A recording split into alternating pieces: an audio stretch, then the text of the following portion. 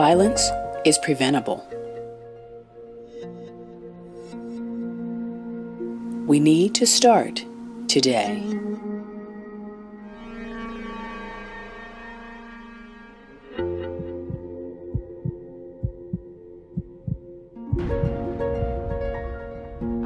We have a pedestrian struck by two cars coming in, so this is a trauma code. The first one that we saw earlier today was a trauma alert, so that is a potential for life or limb injury. So it's most likely going to have some kind of surgical need, so we have more of a surgery presence, so you see more people.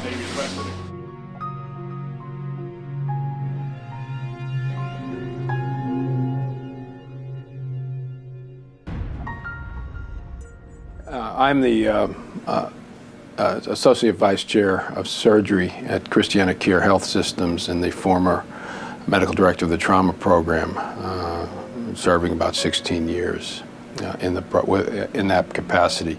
I currently oversee emergency surgical services at Christiana Hospital and am intimately involved in the trauma program, still clinically practice, and on trauma call and see these injuries quite often.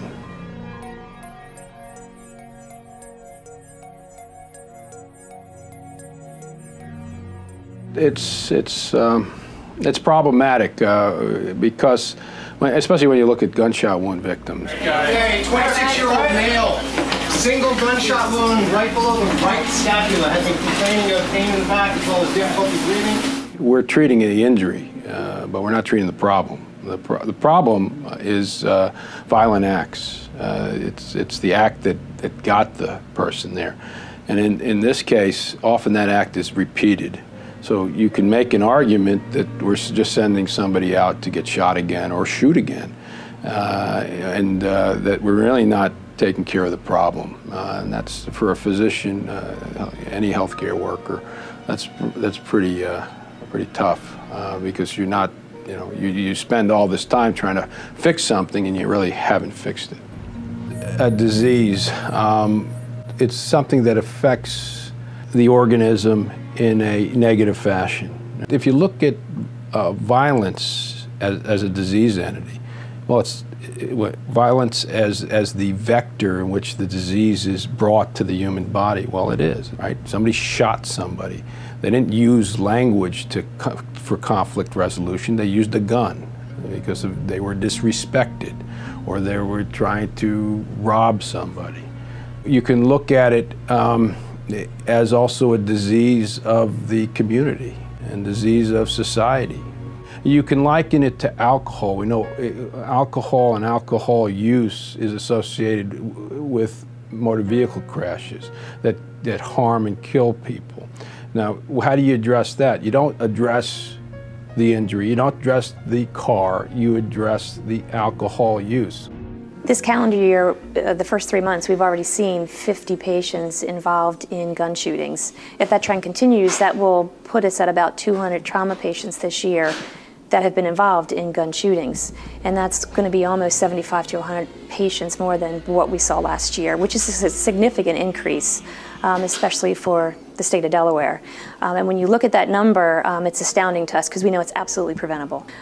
Trauma is the #1 killer for people from the ages of 1 to 44, so it is a young person's disease, and it is our obligation as a Level 1 trauma center and myself as a trauma program manager to do something to try and prevent it. The types of trauma that we see at the hospital include predominantly motor vehicle accidents, blunt trauma from falls. We also see a reasonable number of penetrating trauma. The specific type of penetrating trauma we get is usually centered on violent crimes of some sort. We see both the perpetrator of the crime as well as the victim of the crime.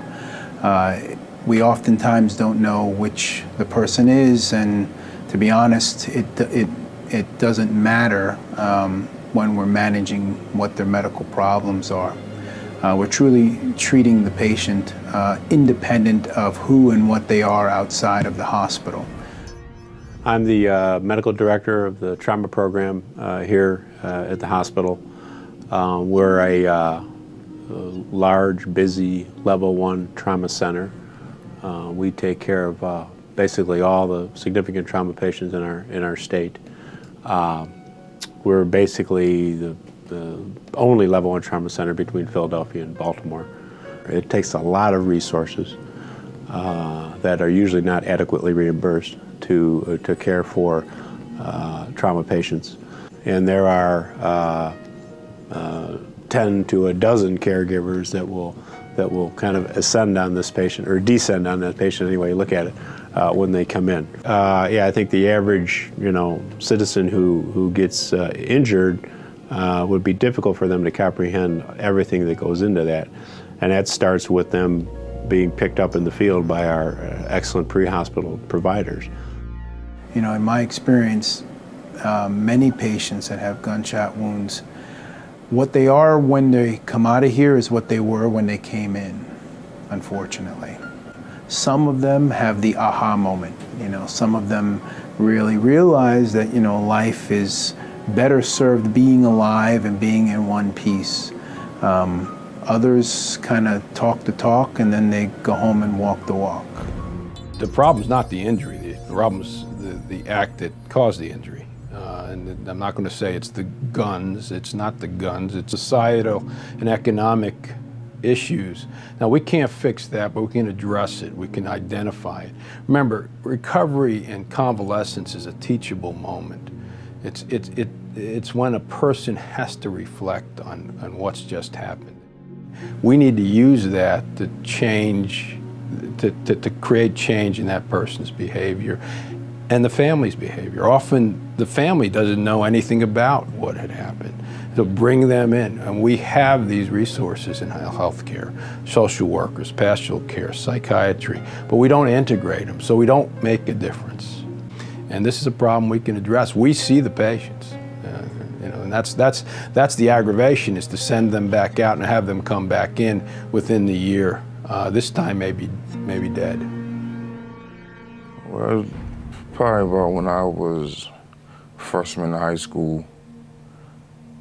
Like I did the normal things that normal kids do, play sports, stayed outside, rode bikes, but I seen everybody else with all my older cousins with the cars and the money. I just wanted to know where they got it from, and I was anxious, really.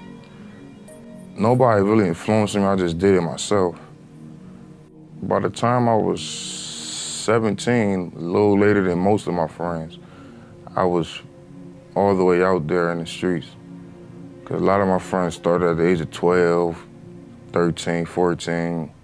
In all the trauma centers, there's about 400, and in the urban centers, about 250. Have stories like this of the patients.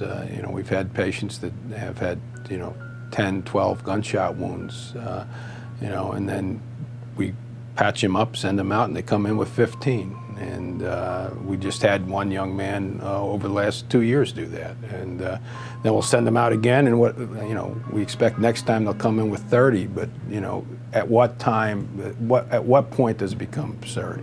I really didn't have to go this route, but I went this route because the people I hung around and the stuff they was doing, so I wanted to be down with them. But what I mean by the money in the cars, I didn't think all this would come with it. I just was thinking okay, maybe I sell a little bit of drugs and just be on my way. But I never knew it was really a territorial thing. I never knew that you really had to do certain things for people to give you certain things. Like far as shoot at people or rob people or fight people or whatever the case may be. Injury prevention is really an intervention beyond surgery. It's an intervention of the psychosocial and socioeconomic aspects that cause the problem. This is when you look at this as a disease, and And violence is the cause of this disease. And we have tools to address that violence. Now, how do you address the violence? You address it in the community, obviously, but you can address it at the individual level, the level of the family, the level of the community, the level of the society around it. That's what we're talking about. We are an intimate, healthcare is an intimate component of that society.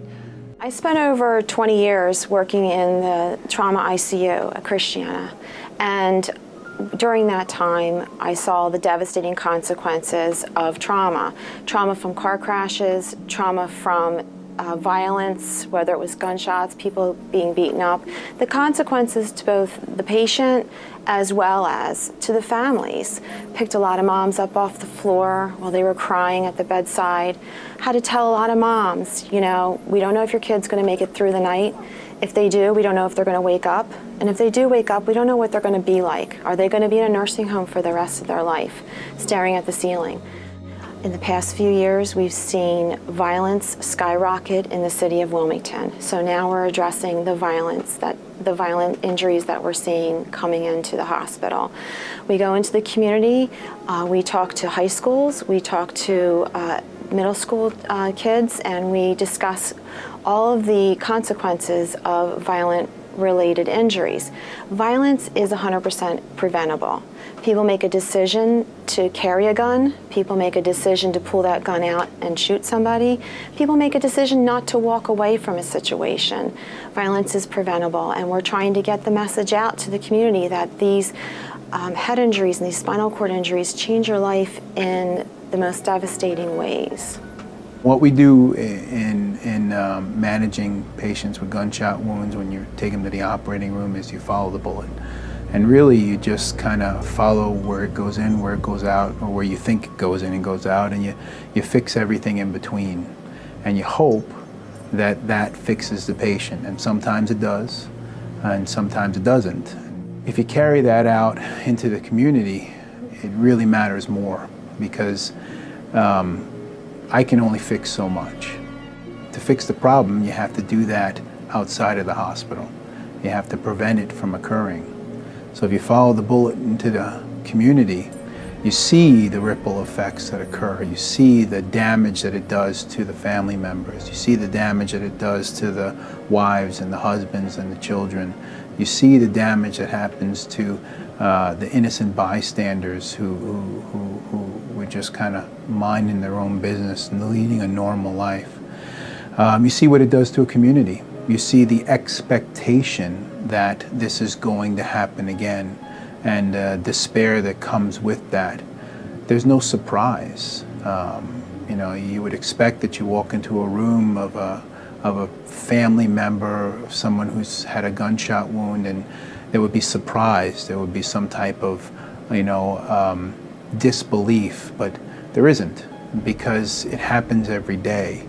Everyone, you know, has someone that they know, a cousin, a friend, a family member that's been affected by or been shot. I definitely think that violence is preventable. I see it all the time here, working in the unit that I work in, and definitely makes me sad to see so many young black men who just are kind of lost. This is the culture that they grew up in. They hear on all the songs about the drugs, about the guns, and it's kind of cool to them. But I think it'd be prevented if at a young age, you have to intercept at a young age. This point of view and this frame of thought is happening when they're 5 and they're 4 and they're 3 and they're learning how to talk. And every time I talk to some of the patients who come in, and if I feel like I can get through to them, I definitely try to impress upon them that you're worth so much more, your life is worth so much more than just being a statistic in a newspaper. And it's something that I try to impress upon them to, you know, think about what you're leaving behind. Think about the imprint that you're putting on in society. Do you want to be looked at as that? Well, the things I experienced what really got me a little cold-hearted was when I was out of town with my uncle and I seen somebody get shot in the head point blank range. Then that just gave me like, it just opened up another gateway. And then like I just started seeing people just getting smacked with guns and people just getting shot at and just doing all types of crazy stuff. But like the main thing I think was when I was out of town, I seen that guy get shot in his head and it was the wrong person. So after that, it was just like, I don't want to be that person on the other end of that gun. So I'm going to be the person with the gun. So I just got a little bit cold-hearted, just started running wild. It really doesn't just happen on TV, it happens in real life. I don't think there's any question that these patients are, unfortunately, seem to be getting younger, while most of our other patients are getting older. I had a kid the other day, he was 24 years old, and one of my remarks is, oh, he's kind of older for patients we've been seeing, you know, more recently. At first, it started out slow, so I was still in the school, but then as I got older and I just stopped listening to my mom, so I just started running wild, doing what I wanted to do. I had a friend that the first time he ever got shot, he died. 3 months later, another friend got shot in front of his house and he died. But I'm blessed because both of them died before they was 21, within 3 months. Due to the increase in street violence, we've had to learn and educate ourselves on collecting evidence on victims of violent crimes. That would be your gunshot wounds, your stabbings, your people hit with baseball bats or blunt force trauma. When a trauma alert or trauma code is called, the trauma team, their job is to save the person's life, and that is their main priority, and the forensic nurse works around them. We never interfere with medical treatment while we're collecting evidence. It's kind of a delicate balance. They will always have priority, but we try to collect the evidence while they're doing what they do, because the evidence that's there will not be there after they go to surgery or after they're in ICU for 3 weeks and they, you know, things like that. It just won't be there. The evidence is only there when they initially get here, which includes clothing, but documentation of the injuries. Injuries change with resuscitation efforts. The day I got shot, I woke up. I wasn't expecting to get shot. Nobody expects to get shot. I just heard a big boom in my legs and just got real stiff and I fell. And I was shot in my lower right back. And when I hit the ground, I got shot again. I got shot in my right buttocks. And I was just crawling with my arms. Just crawling with my arms, just because I was in the middle of a field. But I was yelling for help. The real irony is that this occurs at such a young age. Many, you know, we've had kids, you know, 12 to 15 come in with gunshot wounds, and that's not, you know, and they're gonna have a life of that kind of violence, and we know it, but, you know, and we can identify it. The question is, why aren't we doing something about it? I knew it could happen to anybody, but it never happened to me. So it was just like, wow, it happened to me. It finally happened to me. What people don't realize from that gunshot wounds can do some things that are worse than kill you. They can create a person or a patient that is forever dependent on people around them, produce physical deformities, loss of limb, an inability to walk or to function in society. They can deform you in ways of creating colostomies and, you know, never being able to sort of go to the bathroom in a normal way. People don't think about those things. They think about life and death. I thought I was going to die right then and there because a lot of people who suffer gunshot wounds in their back don't survive. Or people who get shot in their buttocks don't survive because that's a main artery there. When they flew me from the helicopter, we got to the hospital less than 10 minutes. And when I landed When the helicopter landed, I knew that I was okay.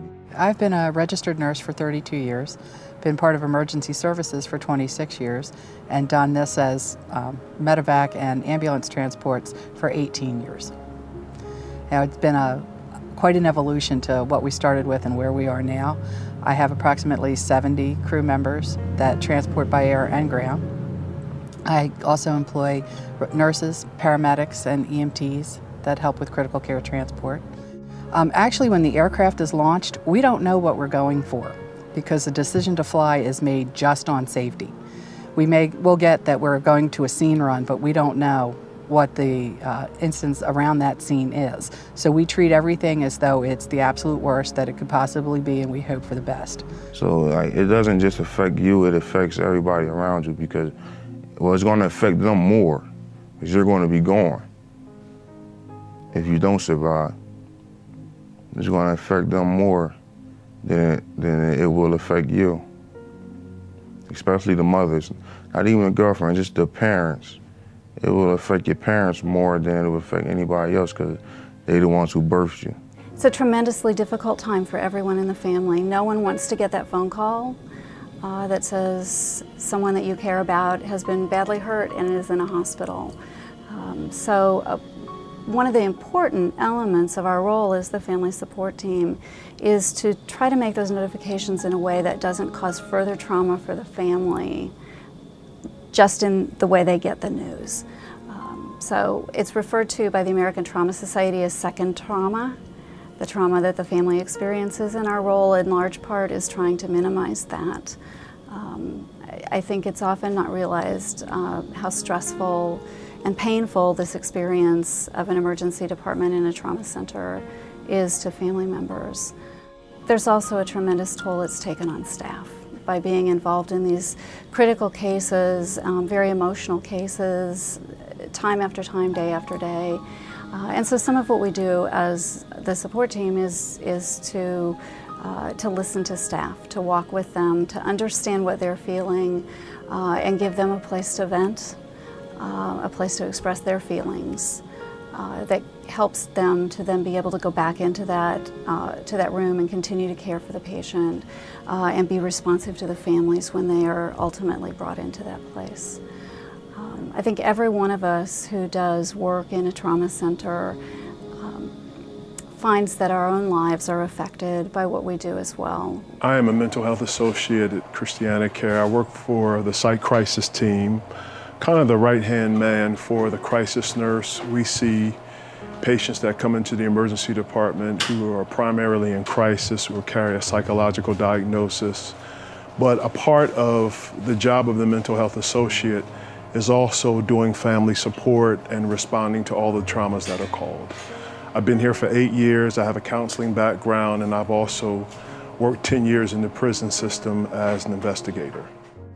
For me, one thing that is surprising is that crisis and trauma has two different effects. For some families, it unifies, and for some families, it separates. And so you'll have families that'll come in and they're angry at each other, and the news of their loved one dying or the news of their loved one being in a critical state brings violence. But for some family, it binds them together and they actually draw closer. So the crisis has a different effect on people. We're professionals. We're trained to leave it in the office, leave it at the hospital when we go home. But you know, you can't be with people who are experiencing physical and emotional pain throughout the day, every day, and not feel some of that yourself. Absolutely. You know, any senseless or very traumatic scene always stays with you. I can probably give you the names and ages of the children that I've taken care of, and I've never forgotten them, and that's been years ago. And we even have repeat offenders, people that have been shot more than once, and we know them. So we've either picked them up from a scene or we've gotten them from a referring hospital where they were too sick to be picked up from the scene and brought to the trauma center, so we picked them up at one of the referring hospitals. So now that we're seeing repeat offenders, that's very scary. And just what that's doing to their families. You know, when you see their moms and they're like, I remember you from last time. And you just go home and hug your own kids and just like, please don't make this your choice. as what you want to do with your life, because here it is, and it's every day. Certainly our trauma runs have gone up. We used to be mainly motor vehicle crashes. When you'd hear you were going for a trauma, that's what you assumed that it was. And it's changing. It's stabbings, it's shootings, it's people getting beaten in assaults. It's just crazy. And it's all self-inflicted, so it's useless. It doesn't have to happen. The hospital, the hospital gonna do whatever they can to save you. And I knew that even my chances of just giving up was over, because they got me right to the ER, right to the surgery room. And that's really the last thing I remember until I woke up 2 days later. Life's too short, man. It's too short to be out here doing dumb stuff, especially when you got kids and family that care. Even if you don't have a support system, life's still too short, because it's not worth losing your life over a piece of lead, a bullet. It's not worth it. Nowadays, people barely living to see 18. We talked about epidemics, and probably the most recognized epidemic is the AIDS epidemic of the 70s, 80s in this country and now in Africa. The model of violence intervention is really based on the same model of how do you deal with an epidemic. Well, you deal with it. You can't deal with it by eradication of the virus that's causing the disease. You can't. It's in the system. It's in the body. We have no true cure medically for it, but you can address it by interrupting the transmission of it. Well, that's what we're talking about. Stop the violence. How do you convince people to stop violence? Well, that's about dialogue, discussion, and giving them the tools, conflict resolution tools, to deal with issues, disrespect, whatever, and crime with words, not with bullets and guns. And you will make a difference. You'll make the same kind of difference. Stop the transmission of this disease. It's a wake-up call, and it just made me just want to change my whole life around, because it's not worth it. Violence leads to devastating and life-changing injuries. Prevention is needed to avoid these consequences. Without it, future hopes and dreams are destroyed.